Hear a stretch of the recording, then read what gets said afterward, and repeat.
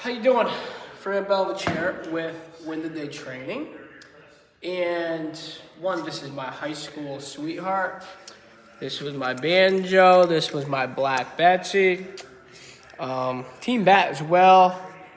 This was the high school phenomenon, the Exo Grid. Okay, not BB Core, but BESR. Yeah, I'm hopping on here to talk about grip placement. Like I talked about on the baseballs the other day, I want to talk about grip placement with our hand. So, a lot of people have this huge gap here. See this gap? Just like so.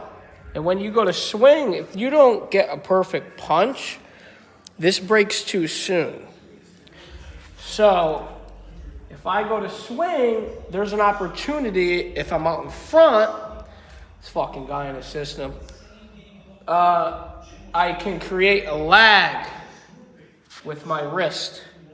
And what ends up happening, I roll over a change-up, curveball, and I end up lagging through the zone, opposed to when your hands are almost in that knocking fashion, like you're gonna knock with your index knuckle, and you're pinching a pen or gripping with a pen or a hammer or a sledgehammer or what have you. It doesn't create that lag. It doesn't create that unjust type of feel where you feel like you're gonna break your wrist. So it's a hard grip to accommodate. It's a feel. It's a finesse. It takes a lot of time and practice with your posture and your technique to your load and your step. Again, it's not being on time. I feel like it's a huge dilemma that we have nowadays as baseball players, especially the younger generation.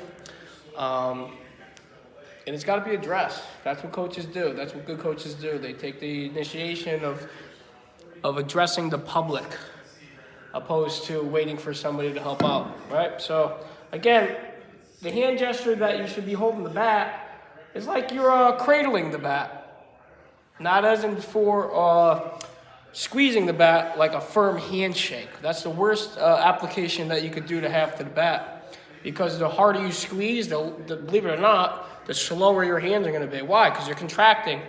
But if you're loose, right? Loose, like Muhammad Ali, like boxers to say the least, or even better yet, the environment around us, such as when snakes are coiled up and they're loose and they snap out like a cobra. So in that sense, again, the answers are all around us, but if we don't pay attention, we'll never find them. So the hand placement, again, takes time, but it should be in a calm manner, not clenching or squeezing the bat like it owes you a few bucks. And usually when you indicate these two index fingers or the pointer fingers and just eliminate them from the bat, it almost force feeds that calm, relaxed feeling with my hands, because it's very hard to hit without using those. So again, these are, as much as we don't need them, we need them, because they're doing something when I swing. They're not off doing nothing where I'm just punching, because I have to feel like I'm whipping the bat head through the zone. So as you see here, first thing I would do, I would put the bat on my shoulders, then align my hands.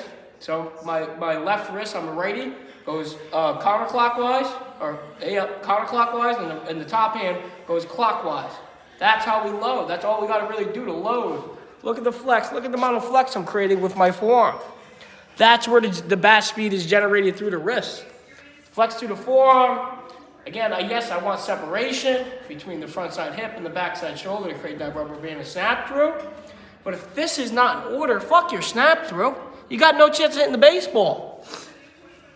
Again, calm manner, hands on shoulder. As the pitcher begins to come set through the action of his leg up and begin to go, that's when I'm loading. That's my timing point. But everybody has their own timing point, their own reference to what they need to do in order to hit at a proper level. So again, to load, when the pitcher begins, I do, when he picks up his leg and then drives through.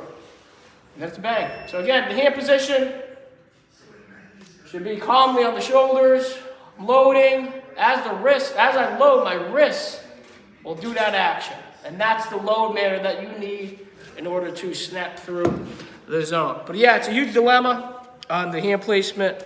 Opposed to here being here. Right, that. That's a very large action in order to create this. It's a tough feel, takes time, but let me bring it to my handy dandy man over here. Albert Pujols. If you look at this bucket, if you look on this bucket,